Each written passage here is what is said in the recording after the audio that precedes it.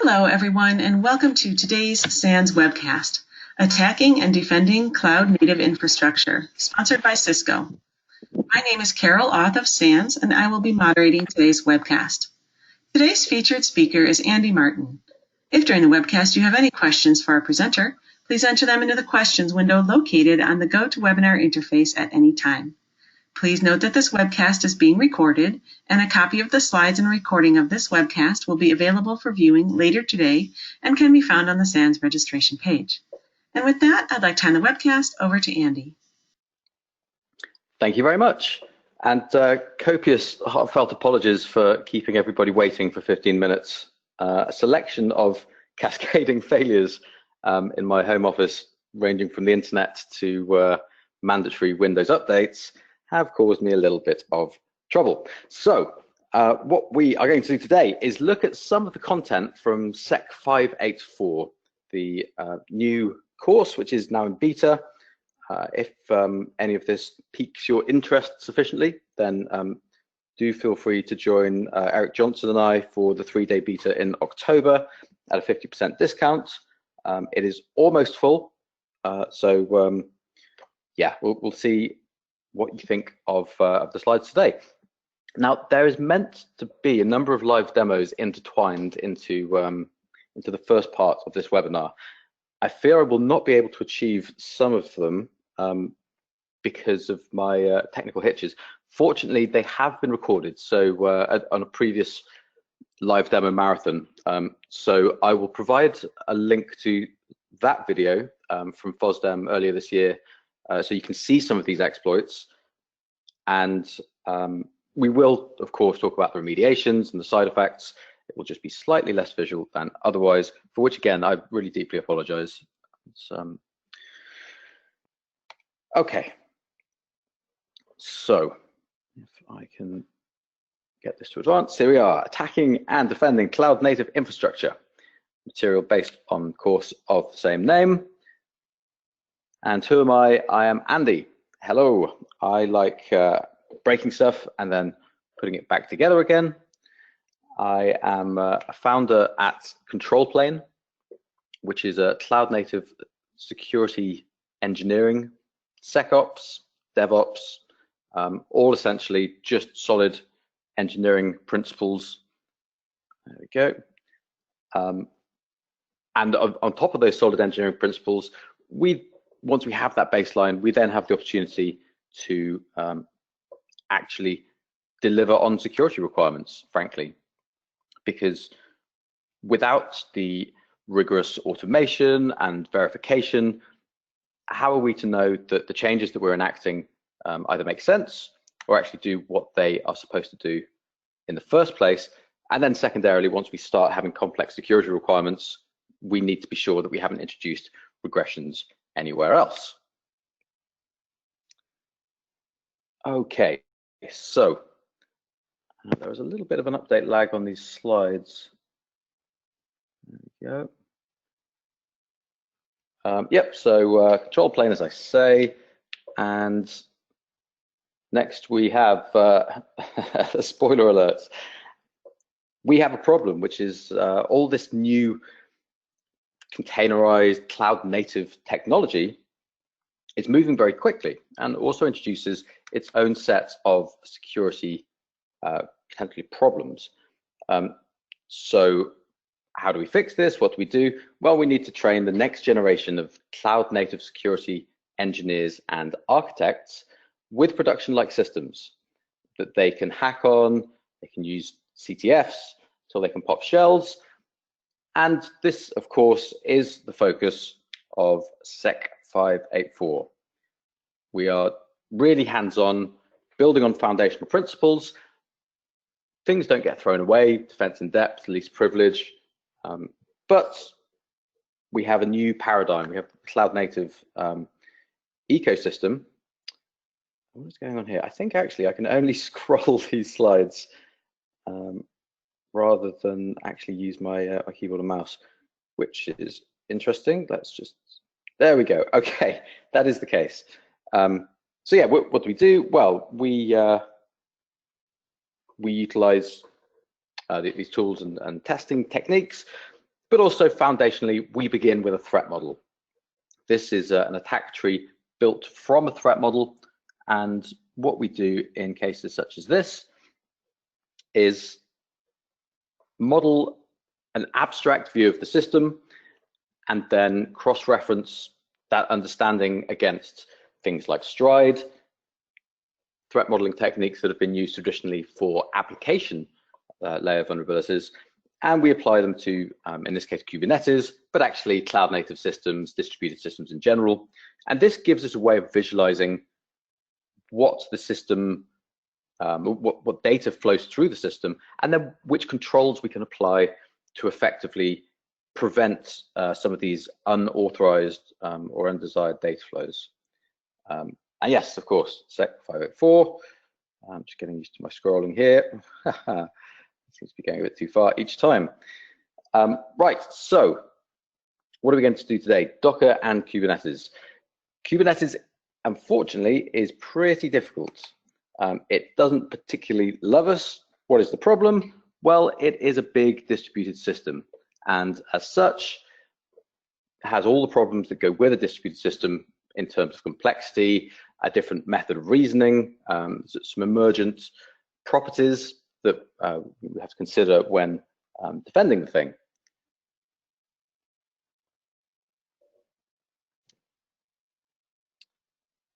Okay, so containers are awesome, but they are not quite as awesome as they could be. They emerged from this primordial kernel soup, a child of evolution rather than intelligent design that has been morphed, refined, and coerced into shape. So we now have something usable, not only the Linux kernel, but also containers. But do not forget, containers do not exist. They are merely the resultant bundling and isolation that's left over once the kernel has started a load of namespaces, configured some C groups, and added Linux security modules like AppArmor and SE Linux, and finally started our precious process inside. So all that being said, we love containers, we do love Kubernetes, despite all of the difficulties. And of course, what better way to represent Kubernetes than kittens making trouble in boxes? That is an escape from a container. Okay.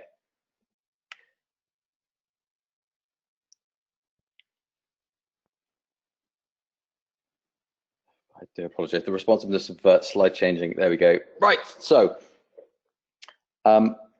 looking at the course roadmap for SEC 584, we start off with cloud native infrastructure. So we're concerned with the tools and techniques required to effectively run cloud native infrastructure, which of course is predicated upon everything being defined as code. Everything is software. Infrastructure is code, security, policy. The applications, of course, are code, but also the way we provision our systems. The declarative interface to Kubernetes is just a load of YAML or JSON, which is again expressing everything as code.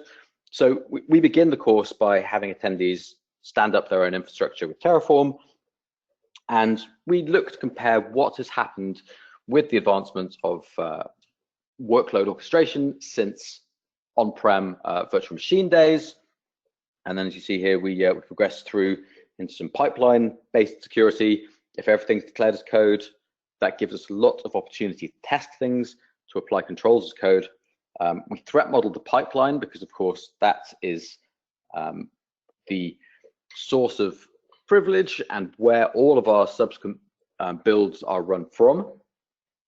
And then we start with some container security. We are popping shells early. So as soon as we start the labs, as soon as we've stood up some infrastructure, we go in and perform a little bit of a complex kind of screaming backflip through a flaming hoop of a remote code execution, but it's a multi-stage pop of containerized Jenkins. And then we look at how actually things are only as secure as they're configured to be.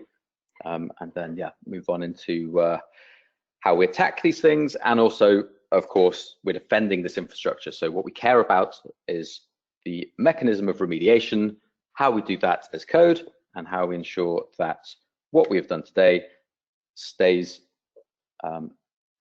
functional tomorrow. So just pulling a few slides out of all of the days here. This is right from the beginning of the course, looking at containers as the atomic unit of deployment and their essential central role in cloud adoption. If everything is defined as code and everything is shipped in a container, then all of a sudden we have this huge opportunity to define fine-grained roles and patterns and practices and processes that give us uniformity, which is, of course, essential in order to do this in a large organization scaled across a lot of developers. Okay, we look at the cloud managed services and shared responsibility model. What do I have to do? What's my cloud provider do for me? And across the course, we begin with a fully self-managed, in inverted commas, cloud-based virtual machine onto which we install everything. And by the end of the course, we're progressing onto GKE itself, so Google's hosted Kubernetes engine. And we look at which controls and which security items are dealt with for us. Of course, centrally and importantly, patching is handled by a cloud provider with a fully managed service, and the role of patching should never be underestimated. Then we move on to the organizational roles of individuals. So we have Lachlan White to thank for this diagram. And this is a fabulous visualization that just shows us really where we used to be. Hybrid IT is probably where a lot of us spend our days. And then finally, cloud native. And you see in the middle of this this list of entities is GitOps, operations powered by Git. This again is central to SEC 584, this principle of everything as code. But GitOps is a mechanism of running an automated operator of some description, so a robust digitized version of a human system administrator, and saying, okay, deploy this software here, update my firewall rules over there, add this person to my AD group. Everything is automated based upon commits to the Git repo, and that is GitOps in itself. And of course, what is predicated there is that everybody from security through operations and development and even some management and change control need to know how to use Git. Probably need to have a GPG key, probably need to have a YubiKey. So yeah, this is a passion of mine, and we go into quite some depth on that. Okay, next we are looking at bits of SecOps. So securing the application and infrastructure lifecycle. All these things are people problems fundamentally, and there's no escaping from that. But we also, of course, go deep on the technical solutions in order to lend some credence to the statements that are being made, let's say. Okay, each of these slides is from the middle of a section that's far more expansive, and they're not necessarily contiguous, as you understand. Supply chain security is a huge risk for modern application development. Even ingesting third-party code, I'm saying GitHub, Maven Central, NPM, PyPy, RubyGems, whatever they are, that code requires some level of trust to be ingested, or our developers require the ability to rewrite open source code by themselves. So this is, of course, a huge problem, irrespective of the cloud native or containerized stance of an organization. But there are useful tools and techniques within the container ecosystem to make this a bit easier. So we spend a little bit of time looking at how this can be done for a highly regulated enterprise organization. And of course, as we say, everything is software. So we focus a lot on pipeline-driven security. We go through and we tweak and configure Jenkins to enact some of these automated verification steps for us. And if everything is software, of course, all these further questions, the trust and human identity, etc. So we go through some of those. That is a taster of day one. So as you can see, there is a not insignificant variety of content in the course. Day 2, we care then a bit more about containers. At the low level, how do we build a container safely? Where will we be attacked? And the lab exercises back up all this stuff by giving us, by showing us how to attack these things. We go deep into container security testing. That is a wide and varied subject that we touch on briefly in the demos today, and then look at in the slides. And then attacking image delivery and registries. So again, this the supply chain and safe transmission of dependencies is an increasing area of attack and exploitation. So yeah, just looking at a few things that we have in here, we go on to actually defending our builds. So how do we defend a Docker build or a container build? Well, we probably don't want malicious code to be able to egress stuff in the build. We probably want to keep it isolated from the host, so that this concept of running untrusted code is a challenging one, because in a container, the only thing really trusted is code generated internally to the organization. If we're pulling external dependencies, there is a borderline of trust, and some organizations ingest that code. As I say, they take that very seriously. Others allow unfettered access to anything that can be addressed on the internet. This is all a balance of risk, and you go straight back to the beginning. This is all about threat modeling and ensuring controls that are relevant to the risk profile of the organization in which we're currently employed or working for. Yeah, so we go into some depth here on the container builds and look at some of the different tooling that we have available to us. We go really deep into the OCI spec. So the Open Container Initiative has a specification for container images and also for container runtime. And we peel back some of the layers, look at some of the dirty secrets, let's say, within, and sort of tip the cap to history and identify why some of these things were decided in the way that they were. Multi-stage builds, well, actually, multi-stage builds give us this opportunity to do a huge amount of CI flavored work in one declarative build stage. So we, again, go quite deep into this and look at how we optimize developers' workflows instead of just loading them with further complexity, extra places to go and check. No, we care about continuous integration in the truest sense of the word, merging to mainline as much as possible, fast feedback loops. We're standing on the shoulders of giants, of course, with all of this stuff.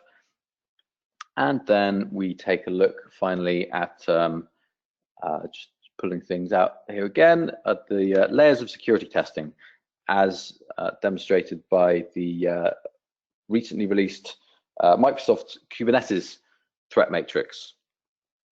So we've got these three broad layers of security testing: the infrastructure, the supply chain, where everything comes from, and then the runtime behavior. Of course, they all intersect, but we classify them separately in order to make them easier to reason about and perhaps divide the labor slightly. So again, this is a gateway slide with a lot more behind it. Some other things that we look at, we use traditional security testing tools against our infrastructure. So we can use Nmap to investigate the network attack surface, and we drop in things like useful functions, aliases, scripts that I personally have found useful over the past few years, poking around with Kubernetes. Here's a good example of how to spin up a privileged pod in Kubernetes that, frankly, we shouldn't be doing. But if we can do this, it is a route to further exploitation within the cluster. And this concept of constantly trying to break into a cluster is just repeated throughout the course. We look at Tough at this point, which again is dealing with how we securely update things. Tough is the underlying framework behind the Notary project, so Notary v1. Notary v2 is in development as well. We stay updated with the progress of that. It is still, at this point in time, very much under development. And that is a flavor of some of the things we have in day 2. Day 3, which is currently the beta is just the first 3 days. Day 3 starts off going into the Kubernetes orchestrator itself. So trying to go, let's just keep on moving through these. Yes, okay, so day 3, we're looking at really going deep under the Kubernetes model. Why do we not jump in sooner? Because fundamentally, this is cloud security, which is just Linux security, and the container security piece is just using file systems, APIs, and security functionality afforded to us by the Linux kernel. So everything that we've hacked and hardened over the first 2 days is entirely relevant when we get into Kubernetes, because it's still just a container runtime, which is fundamentally what Kubernetes is doing.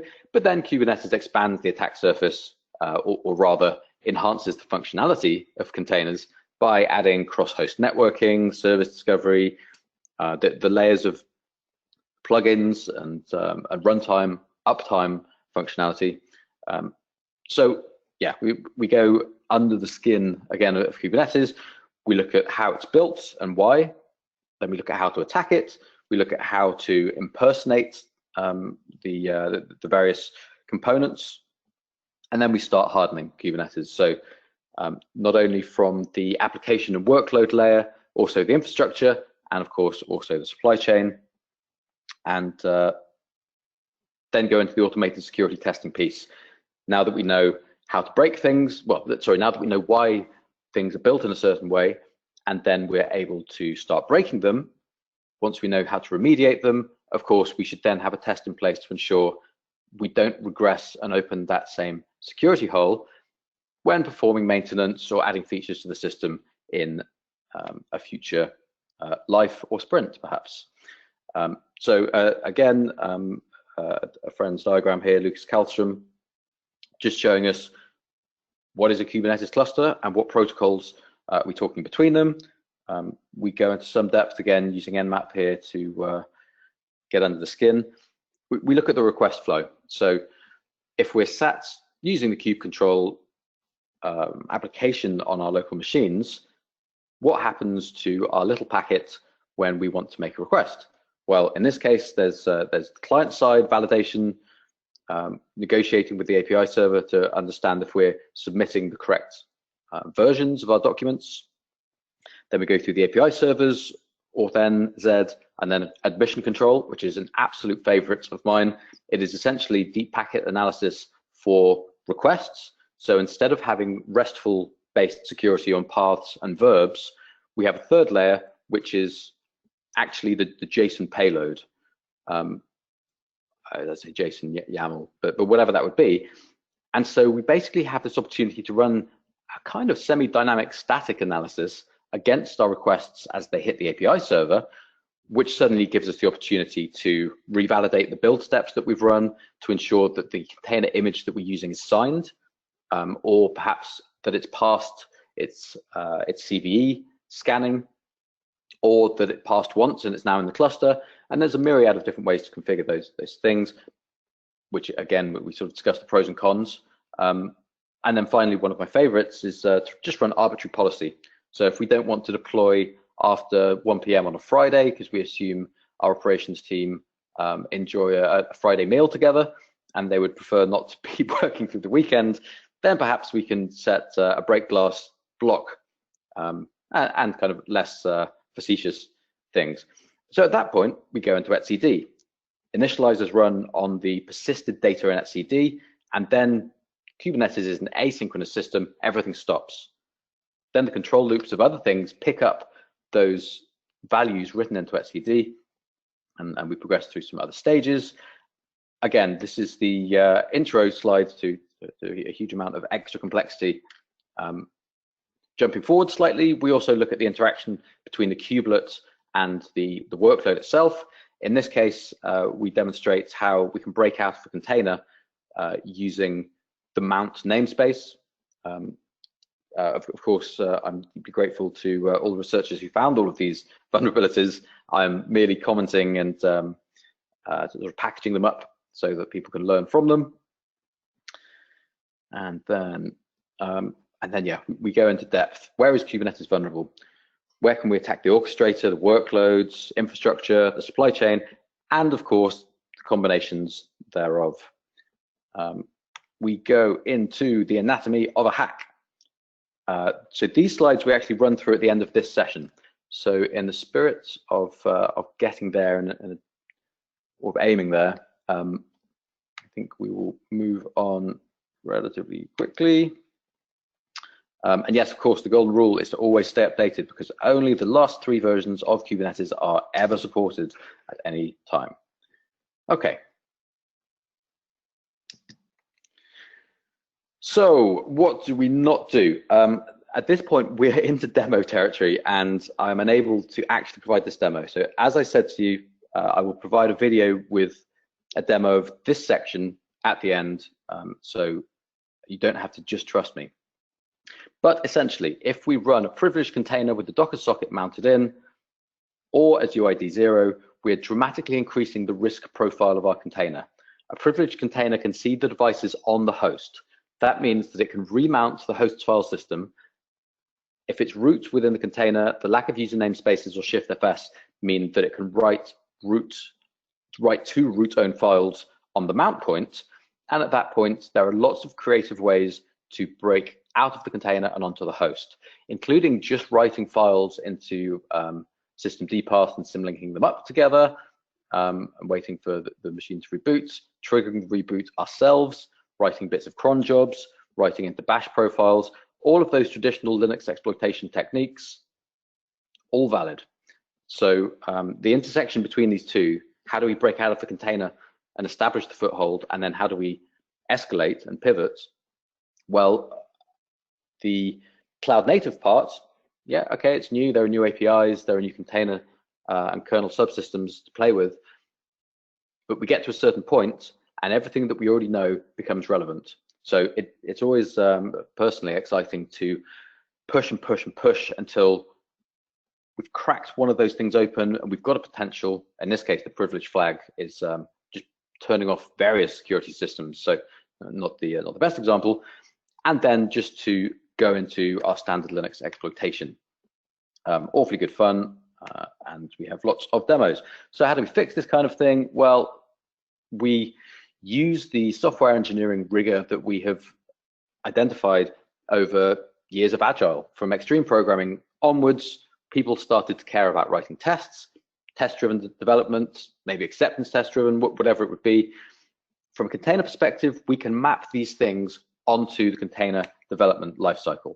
So in our case, what is unit testing? Well, it's probably linting Docker files to make sure that they conform. So we've got some examples here. And again, we have exercises in Sec 584 for all of these technologies. So yeah, our unit testing is basically writing a contract so that when somebody changes the code under test, in this case, the Docker file, we know that it still conforms to our original contract. kubesec, which is a control plane open source project, is also does some of this stuff for us. Here's an example of an insecure pod, and we can see that we've got scoring advise and then a list of reasons that we should not be doing the thing that we're doing. We can break the isolation of a container, or in this case pod, in many different ways. And this is just a taster of some of the things that we can break. So we can also unit test our containers with a kind of dynamic test. So something more analogous to actually running JUnit. Of course, people use JUnit for acceptance tests and integration tests, but from the purest unit testing perspective, we can use these tools. Within a container, GOS is by far and away my favorite. It's very simple, YAML declarative, written in Golang, parallelized by default. And we look at how we use this to secure base images, and also to deal with the complex problem of managing base images, patching and updates in organizations of significant size, so tens of thousands of developers, let's say. Then onwards, what else are we looking at here? Breaking out of containers. There is a video link actually in this. So Dirty Cow was a copy on write vulnerability in the Linux kernel, and this was problematic because all containers share the host's kernel. What does that mean? It means if there's a problem with the kernel, then there's a problem with all the containers running on it. This is a different model to virtual machines, which have an emulated BIOS. They then bootstrap an init system, and their own kernel and an init system, which makes VMs more heavyweight, less resource friendly. They don't share those resources at runtime, and slower to start. There are different guarantees afforded to us, and some of the virtualization extensions that modern CPUs provide can be used by some container runtimes. So next generation, let's call them. We get to looking at that as well, although that is in a later portion of the course.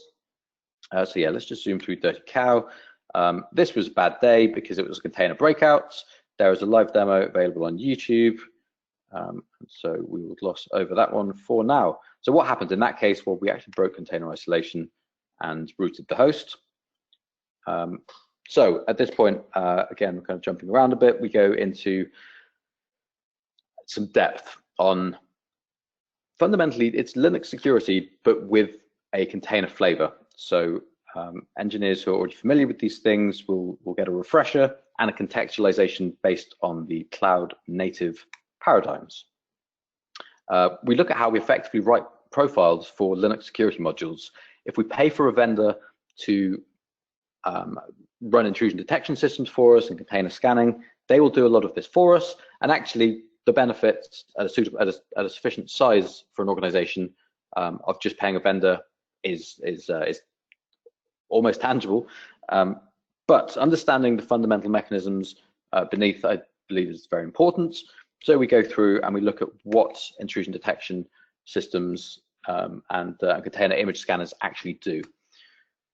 Then we get on to bypassing some security contexts. Thank you, Jim Carey, for this preemptive AppArmor bypass demo. So what happened here? AppArmor is a Linux security module that relies on reading information from the proc virtual file system. In a container, we can mount something over the proc virtual file system, which means that in the container image, when that image is started by the container runtime, and AppArmor goes into the mount namespace to read the proc self status, you see here, and the attribute exec. Well, we have made sure that the application that queries that, so when AppArmor looks for those values, they are not there. And so AppArmor doesn't think it's enabled. I guess the kernel doesn't believe AppArmor's enabled. So this is a way of bypassing AppArmor outside the container from within the container. And we look at exactly why and how this happened. It's a wonderfully simple bypass for something that's far more complex. Then on to proc self exe. This was a CVE, and we've gone one too far, I'm afraid. Oh no, there's no. So this was a CVE that again exploited that virtual file system to write over the run C binary on the host. So from within a container, we could break out and overwrite that file, which meant that probably we wouldn't overwrite it, and we would just attach malicious code to the end of it because it was running as root. Again, I have a spicy, all singing, all dancing live demo. I will share that after the event. And yeah, I have to call out again the Ubuntu LexD team. When Docker was launched, it shipped with lib container, which was an Ubuntu container library. Docker rapidly rebuilt their own because Docker were on an IP creation binge, let's say. The Docker Hub was an excellent move in that direction. Unfortunately, as they tried to close down their ecosystem and sort of determine a multi-billion-dollar valuation, a lot of that fell apart because they had very good UX and UI over the kernel namespaces, but fundamentally these are kernel namespaces. So something from the LexD team here, who not only patch a lot of things into the kernel, but also have their own container runtime. There is no kernel representation of a container.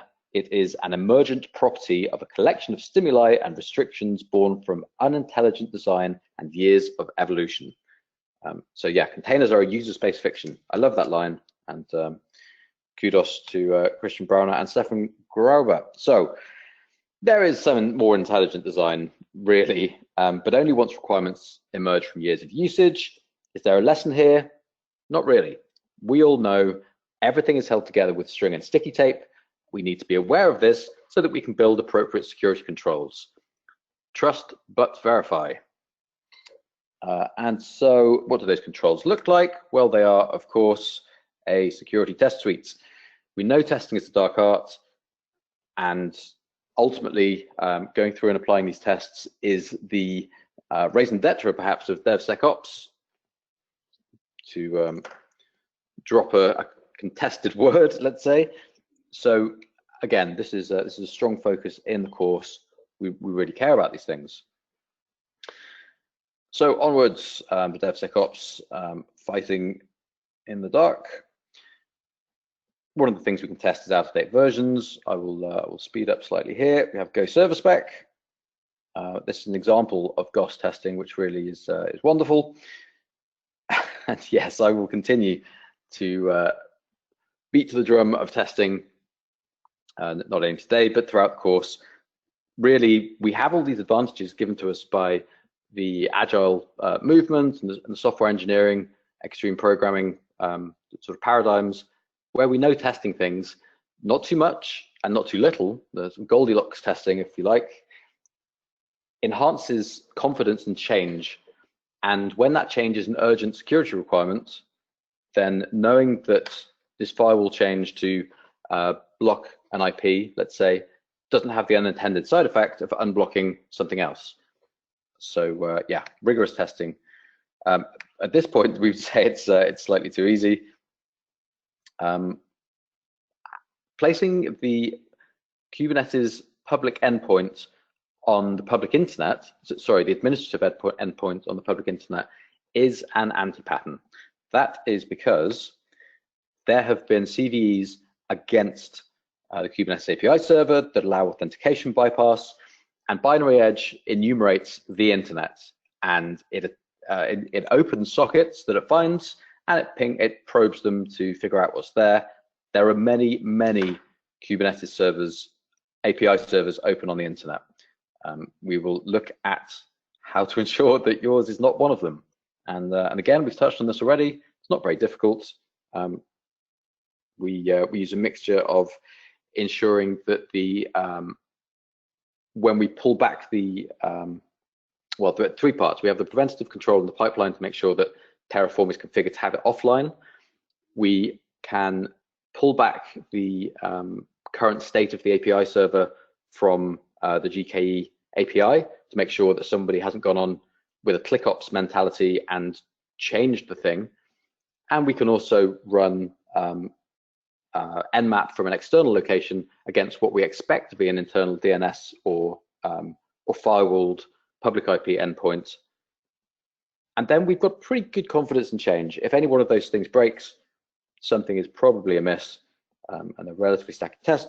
And we apply this mentality again to just throughout the course. At this point, I demonstrate some of that, demonstrate some of this. Again, apologies for this not being present.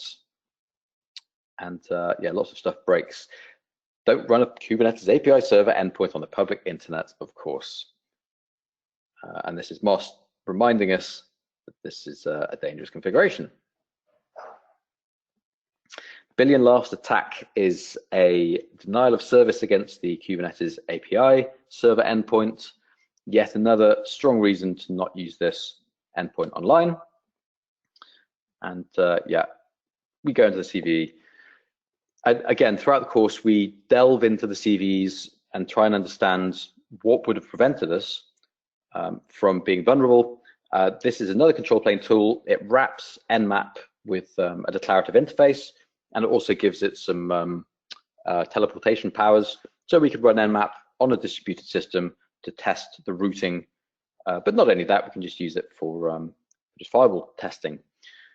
We look at some BATS core stuff in here.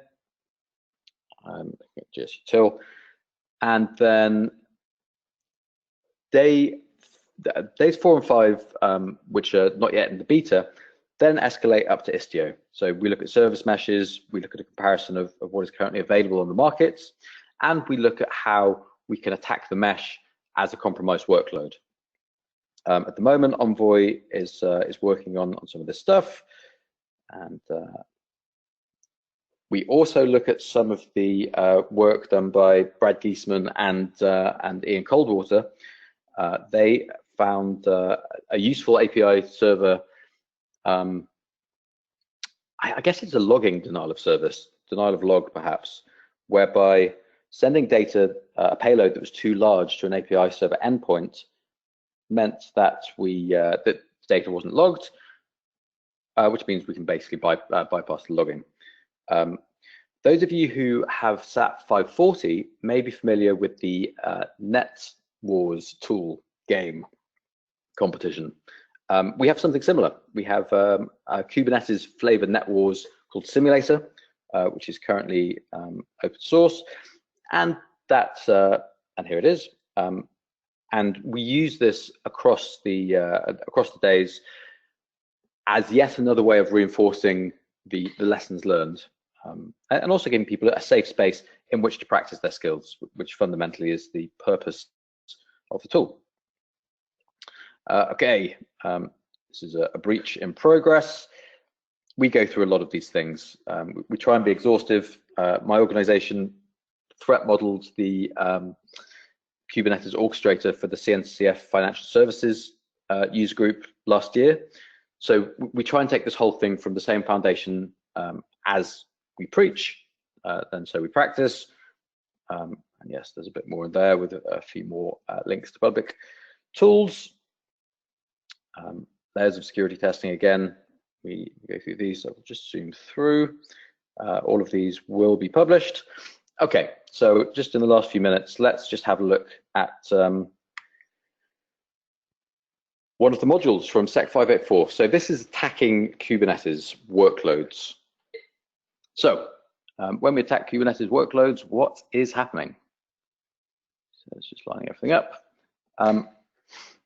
Well, first of all, we start with pods, and a pod is a collection of things. It specifies itself.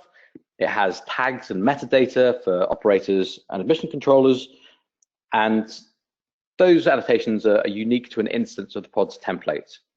Label pairs are used to target things, and then we have the pod specification itself. This contains things like the container image, the pull policy, the ports that are open. We can configure our security modules in here, and again, this is all building upon the stuff that we've done previously with Docker. We have the container storage interface and mounts, which give us the ability to persist information with a traditional file system API. Some of those things also use less traditional things like S3 object storage. And ideally, we would be using managed services that are external to our cluster so that the entire cluster becomes ephemeral. In the event of a breach, we can seal the whole thing off, close down the perimeter, and allow our forensics team to investigate what's occurred there. This also plays into the immutable infrastructure, blue-green deployments. A lot of these decisions have to be made early on in the development or infrastructure provisioning lifecycle because blue-green requires a little bit more automation, and of course we should be rigorously testing these things to ensure that they work. Various other bits in here, we have all sorts going on with networking. Kubernetes networking interfaces allow us to use almost anything we can imagine, from bare metal, BGP, layer 2 VXLAN flavored stuff, obviously standard TCP/IP at layer 4. We can do some layer 7 encapsulation. We can do packet and packet, and I think other things that I probably can't even imagine or reason about at this point.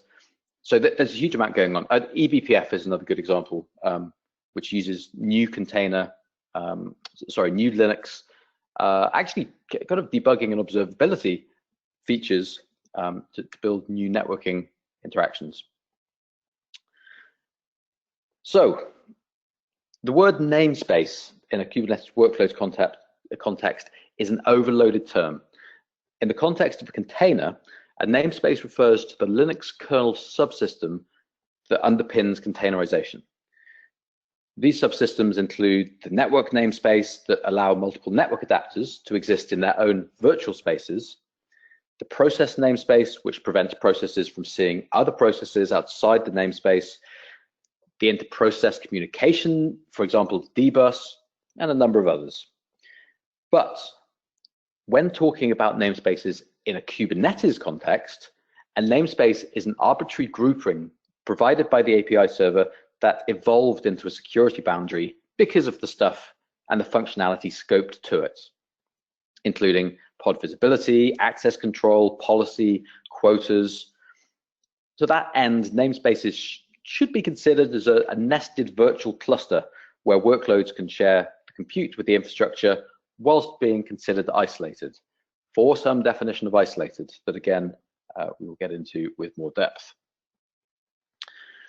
So once an attacker has remote code execution into a container that sits within a Kubernetes namespace, they will look to enumerate and see what options are available to escalate privilege, either within the container from an unprivileged to a privileged user, or via accessible services, including microservices, system services, data stores that surround the application on the network, maybe some queues or other accessible network-based technologies, cloud provider metadata APIs, etc.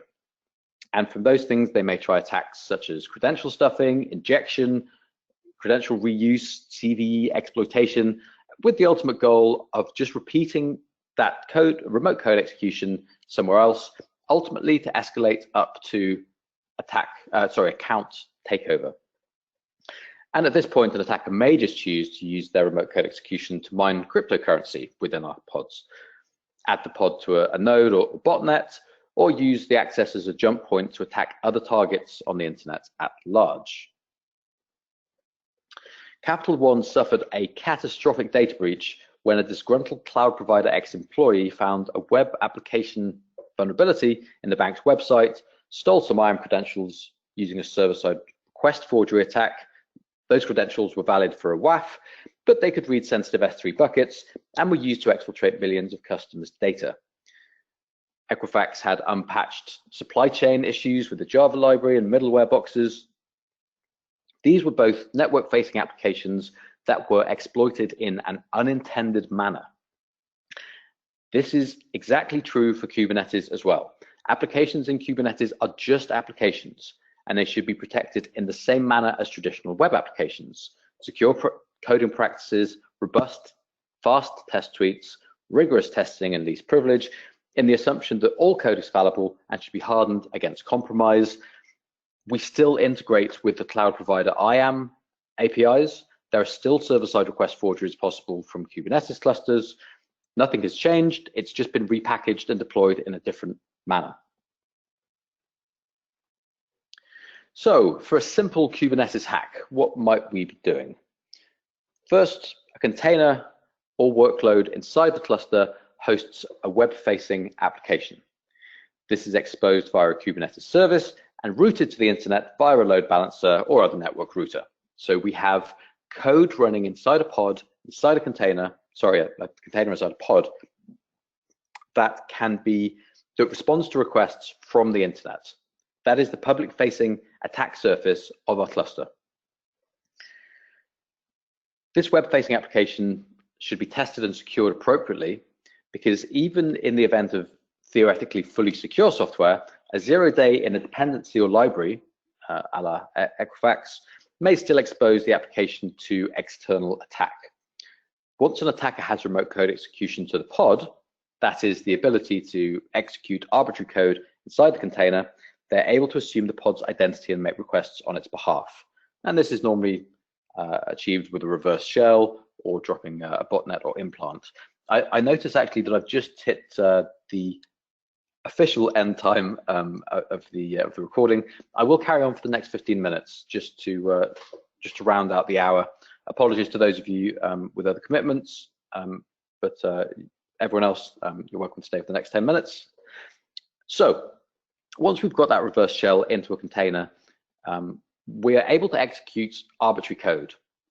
We are then imitating that container's level of authorization and access to the things that it can then access. So if it's a web-facing application, it shouldn't be able to hit a data store. It should hit a middleware tier that then proxies the request for it. But that's expensive. It's more difficult to build. Most applications, web applications, don't have middleware proxying, And so a remote code execution into a web-facing container can potentially then use database credentials to start enumerating the database tables and pulling things out. So once we have that arbitrary code execution, we probably want to enumerate the permissions available to us. We can choose to attack any of the system's configuration points, be that the API server of Kubernetes, be that the underlying node. In the course, we, of course, remediate these things, beginning with network policy, which is just a way of wrapping a form of firewalling around our containers. And there's a fundamental point here, which is dealt with in the intro to the course. Containers are built to churn. They do not have IPs that are static. Of course, there is a one-to-one relationship between a pod and a MAC address, an IP. But when that pod restarts or is rescheduled on a different node because maybe it's scaled up or down or it's a new version, the IP and the MAC address change. They're not deterministic. And this means that we lose that traditional link between IP addresses and the container identity. So we can't use traditional firewalling techniques. We have to use these what the Kubernetes orchestrator affords us, which is network policy, which is a way of reconciling the label tag pairs that are defined in that specification block in the pod YAML with the API servers and the kubelet's knowledge of which of those pairs have an IP address, and then we configure, generally we configure IP tables or NF tables, as it will become, on the node itself. So there's all these layers of constantly updating dynamic IP-based work going on, even though we don't use IPs ourselves almost at all. Okay, so we can also attack the pod configuration, any volumes mounted in, the host networking, the surrounding network, as I say, the metadata APIs, any data stores we have, or as I say, we can just jump into a cryptocurrency mining pool. But let's assume that we have then stolen the secrets that the pod uses to communicate with the API server. Misconfiguration or excess privilege there may allow an attacker to exploit, escalate using weak RBAC permissions. So role-based access control is the way that we assign privilege to users, groups, or service accounts within Kubernetes. Misconfigurations there make other controls almost worthless, because of course, if we have afforded too much privilege to something that should have a very narrowly scoped set of permissions, potentially we can use that to escalate or exfiltrate whatever we want to achieve on the system. So we look at this, and then we look at further escalation in cases where, for example, we can exfiltrate secrets for other services. Use exec permissions to move laterally between pods or containers. We can use logging permissions to check for side channel data leaks. Sanitizing logs is a difficult task, and all organizations tend to say at some point, we've discovered, Google and Facebook in the last couple of years, we've discovered tens of billions of lines of logs that we accidentally leaked passwords into, etc. So yeah, we look at these things and how to attack them. Then onwards, so we got into the container with an RCE. How did that happen? Well, potentially we've attacked the supply chain. So maybe we've been able to, just to quantify that, 85 to 97% of code bases are open source software, which means pulling a package is analogous to plugging a thumb drive into our machines, and we don't know where that thumb drive actually came from. So we actually have this concept of mean time to remediate now, which is if there is a published CVE, how long does it take us to patch that thing? That currently, according to the Dependabot authors, Dependabot has now been subsumed into GitHub, you may have noticed on your repos, is over 180 days. When using Dependabot, that drops to 40, they say, but that's still a long time to be vulnerable. So these are the kind of things that we have to worry about with supply chain attacks. Somebody's dropped malicious code into our application layer vulnerabilities. Part of our build chain is broken. signing chains for that build tool have been broken. The package manager that distributes things, the vulnerability reporting. So we've managed to black hole reports or falsify reports from the vulnerability scanning tool. Perhaps at that point, actually we've had an account takeover from one of the maintainers of those projects. Typo squatting attacks, whereby my package is a successful tool. Somebody else registers my package without the hyphen and mirrors all of the updates that I do to that package until they've got 1,000, 10,000 people pulling that package automatically into their build chains as part of their Jenkins CI/CD builds. And then suddenly they decide to push malicious code into their typo squatted version, and boom, we have remote code execution in the build, where hopefully we are not mounting environment variables with AWS keys in. And also, of course, the removal of security contexts. So yeah, just a variety of things. Again, we're just scratching the surface with these slides, and we go into demos and exercises for a lot of this stuff. What else can we attack in Kubernetes? Well, traditional defense and depth approaches still apply to cloud native systems, and zero trust does not preclude us from the use of firewalls, network intrusion detection systems, or segmentation of network services along logical and workload sensitivity boundaries. What does that mean? Our web-facing applications should not have data access. We should not co-locate we should not co-locate quant algorithms and reporting dashboards.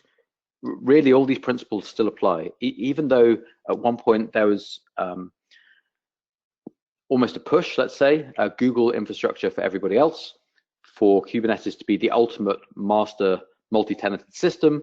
It is not recommended. We should architect our systems along data sensitivity and classification lines primarily, secondarily along the abstractions that the orchestrator gives us, so namespaces, and then finally, if all of those things line up, we can make decisions about how nice it looks for an operator to manage.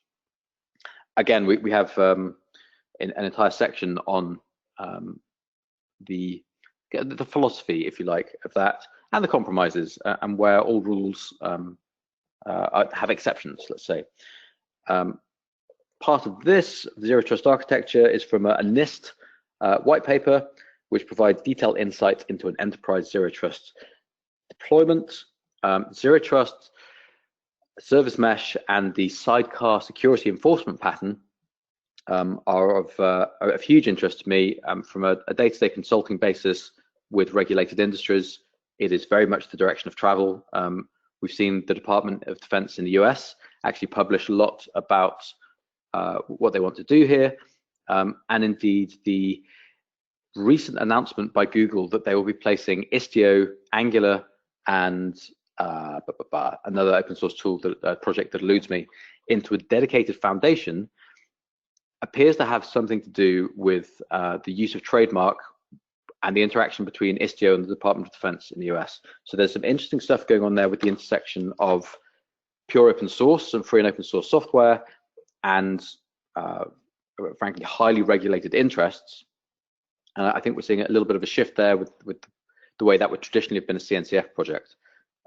So again, we go into some detail on bits of this, but of course that is purely speculative anecdote data. And then just to getting to the end of this bit of the section, we go into service meshes, mutual TLS authentication. So here we're layering, we're using layer 7 or maybe layer 5 if TLS is a session protocol, to say, fine, we enforce segregation at the network layer via layer 4, so our TCP/IP ports and IP addresses, and then we continue. So we trust that at one level, but then in the event of compromise, what is our blast radius? Well, still anything that can talk along those paths. So we can layer another authentication and authorization protocol on top, which is in this case mutual TLS in a service mesh, which gives a strong cryptographic identity of the calling party. So whereas TLS is normally identifying the server, we retrieve the certificate from the server, check the SANs, ensure the public key lines up to our public root of trust, and then we trust that the SAN, the server common name actually matches who we think we've typed in our web browser. With mutual TLS, the server has the opportunity to do that back to the client. And this is a level of trust that gives us some further guarantees, and we'll talk about exactly what those guarantees are in future sections. Okay, we've also got lots about storage. I've said, again, somewhat facetiously, that we should always use managed storage because then it's somebody else's problem. Storage is difficult, state is hard. That is facetious for the reason that that is not always possible, frankly. It is often we're often constrained by on-prem deployments.